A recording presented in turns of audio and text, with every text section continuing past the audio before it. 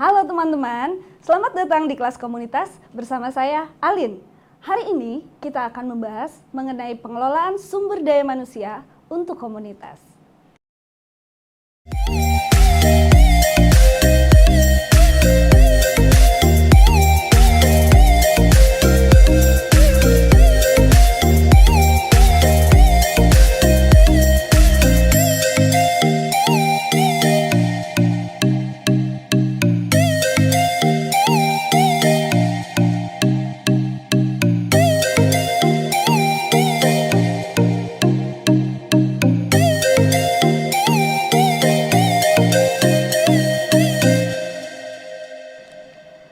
Ada 5 pertanyaan utama yang sering sekali ditanyakan oleh komunitas terkait mengenai pengelolaan sumber daya manusia. Apa saja itu?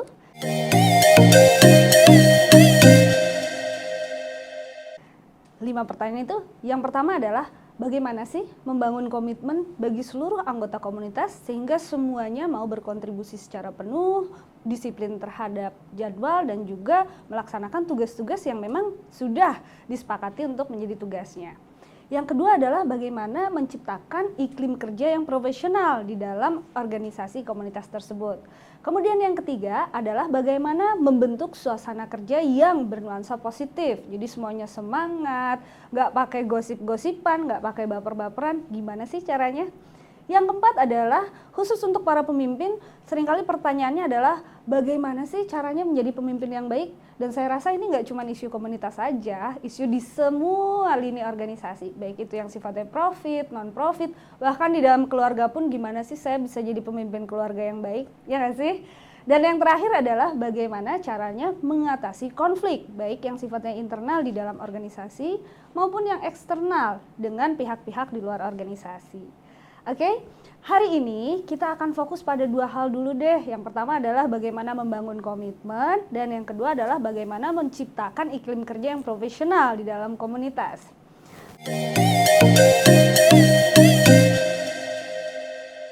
Apa sih? Komunitas ini punya dua isu tersebut, dan dibandingkan dengan organisasi yang non-komunitas, yang organisasi profit pada umumnya, menjadi berbeda isunya. Pertama, karena komunitas ini kan organisasi yang sifatnya sukarela. Orang datang karena punya minat tertentu, seringkali juga tidak ada imbalan, apalagi imbalan finansial.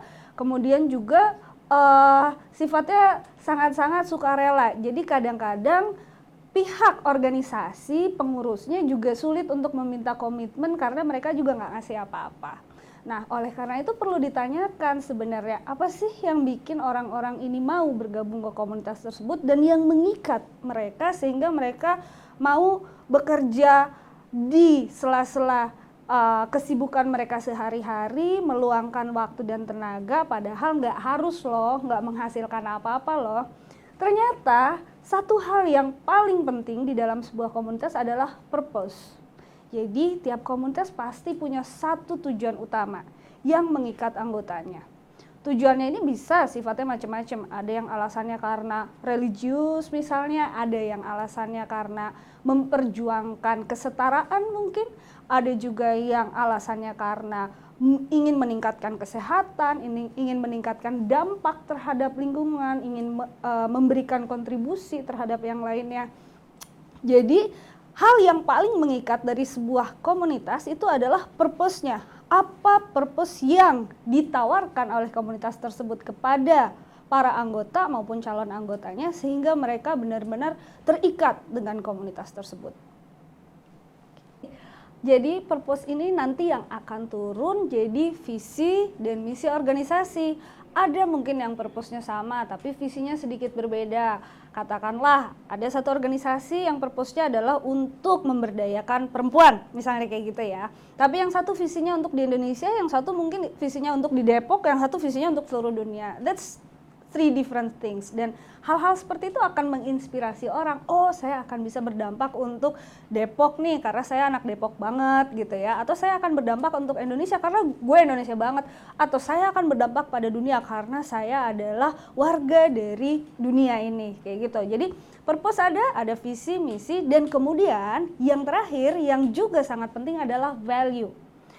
Banyak organisasi yang purpose-nya sama, visi misinya sama, tapi mungkin punya value yang berbeda. Value itu apa sih? Value itu kan nilai-nilai yang menjadi cara hidup kita, gitu ya. Jadi ada yang value itu nggak ada yang salah, nggak ada yang benar loh, gitu. Jadi orang boleh milih value. Satu, mungkin ada yang value-nya bicara mengenai achievement.